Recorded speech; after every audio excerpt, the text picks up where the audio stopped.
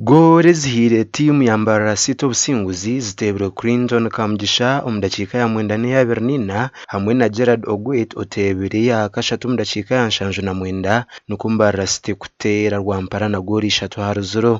Ogu gubire guri omurundi gwa kabiri Mbarara City kuteera timu ya Rwampara bwanyuma yo kugisinga na goal emwe harubusha omu muzaano gwabire sabite hwire omu kishaayi cheka. Mbarara City etakasingirwa omuzaano gwona omu mpaka ez'omwaka ogu hati obusinguzi obubatungire bubatire ha mutwe gwa group ya kashatu n'obubonero 8 omu mizaano 4.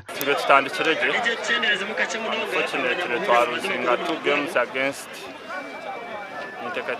a better side of Mbarara City. Also today I felt the playing surface at Abonil. Let's talk about that.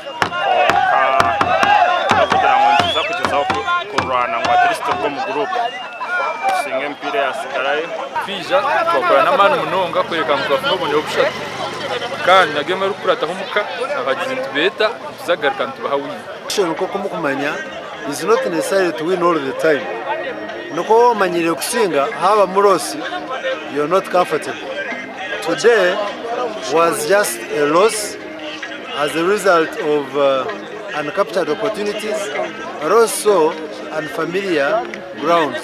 Though it was for both teams, I know could have done better. Sandazi ya movement, abantu bamwizi mwe barekunda movement, mwe barekwatira President Museveni, mwe barekwatira Ngaberano, Rwampara yatekamukira map, ekayenda kurugaho kake. Ankoti narga Rwampara. So akashyobwire yajya unaona anda kugarura icyaro cyeye cyamukurize ninga district yeye. So ya obwiro bwagiye kutandika yasange by'empira nibyo bibeberoho yajya mukabase kuba nabahagira. Mbarara City negaruza timu yisingiro muka kandi Rwampara ne kutayisa timu ya district ya Mbarara.